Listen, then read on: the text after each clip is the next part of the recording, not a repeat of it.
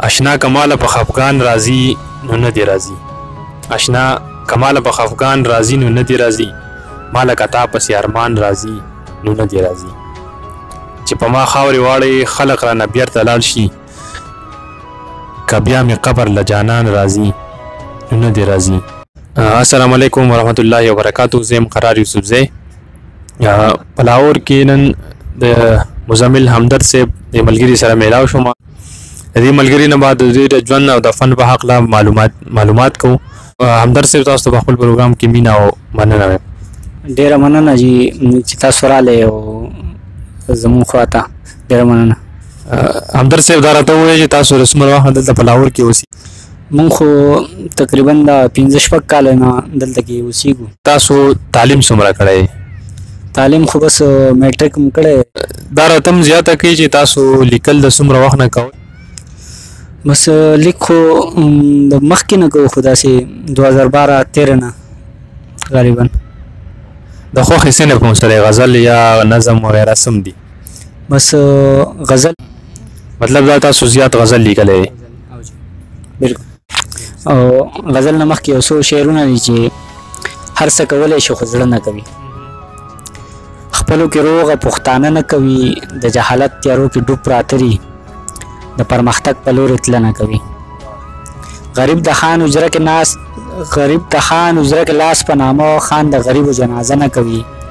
او د چا په چم کې چې یتیم نه هر وي هغه سړی د حاج عمره نه کوي. غزل دی چې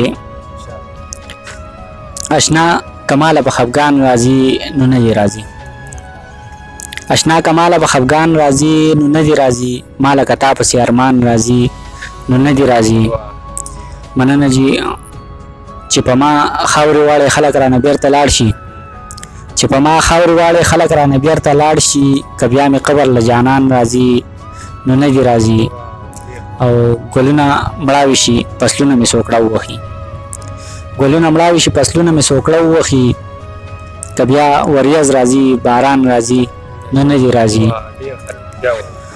مننه جی ګلونه مړاوي شي فصلونه مې سوکړه ووهي که بیا وریځ راځي باران راځي نو نه دي راضي.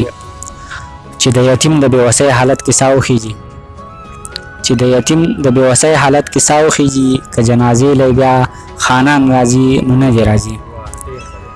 او چې ماشومان مړه کمه خلکو له کورونه وران کم چې ماشومان مړه کمه خلکو له کورونه وران کم ما کې که دغې چل له توان راځي نو نه دي راضي. مننه جی چې ماشومان مړه کمه خلکو له کورونه وران کم ما کې که دغې چل له توان راځي نو نه دي راضي. او آخري شعر دی چې مزمل شاه همدرد نه سوال کوم او نه د چا نه تمه لرم که مطلب خواله یاران راځي نو نه دي راضي. همیش له به نیمګړی ارمانه لیونی شي همیش له به نیمګړی ارمانه لیونی شي زړګی دې راله خاورې کو جانانه لیونی شي. او دا څومره ښکلې خاوره دی په وینو باندې رنګ کړه دا څومره ښکلې خاوره دی په وینو باندې رنګ کړه حیوان درنه پناه غواړي انسانه لیونی شي.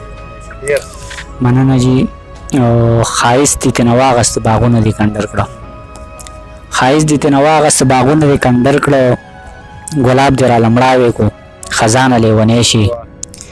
او دورونه دې روغ یو ځای باندې پرېنښو دنیا کې دورونه دې روغ یو ځای باندې پرېنښو دنیا کې دولته مصیبته یا شیطانه لیونی شي. او دې ځینو خلکو دا دنیا پلیته کړې دې ځینو خلکو دا دنیا پلیته کړې دې ځینو خلکو ته اسمانه لیونی شي.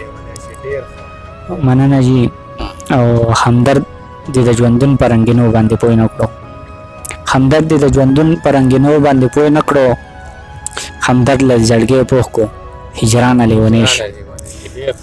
ډېره مننه. پستې پستې خوږې لکه شکرې جادوګرې پستې پستې خوږې لکه شکرې جادوګرې خاخېږي مې په زړه کې ستا خبرې جادوګرې. او دا غټې غټې سترګې بلاګانې سړی وژني دا غټې غټې سترګې بلاګانې سړی وژني کاږه کاږه باڼه لري خنجرې جادوګرې. او د دنګو دنګو غرونو په سرونو باندې ګرځي د دنګو دنګو غرونو په سرونو باندې ګرځي بې غمه یې بې درده یې کونترې جادوګرې.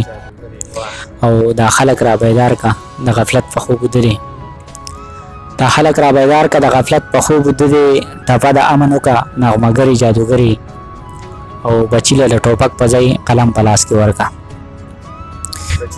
بچي له ټوپک په ځای قلم په لاس کې ورکړه ګزار یې کړه کوره تورې زغرې جادوګرې او حجره ده مازدیګر دی د یارانو نیپل جوړلې همدرد وایي خوږې خوږې سندرې جادوګرې یو ویل بنګ خواږه دي بل وی کوکنار خواږه دي یو ویل بنګ خواږه دي بل وی کوکنار خواږه دي ما ویلې غلي کېنئ سیب او انار خواږه دي او په کتو ټول راګوري کتل د یار خواږه دي دنیا د غم ډکه ده صرف مور او پلار خواږه دي کلی به ښکلی ښکاري چینه چینار خواږه دي تا را لېږلي غوزان ښه مزیدار خواږه دي د سوال غنم نه خورمه دغې نه جوار خواږه دي ټوپک نفرت خوروي منګې ستار خواږه دي او کلی د ښکلو ډک دی یو څو په شمار خواږه دي سپوږمۍ د شپې خوږه ده ستوري د سهار خواږه دي او آخري شعر دی چې زه دې قلم جوړوم باڼه د یار خواږه دي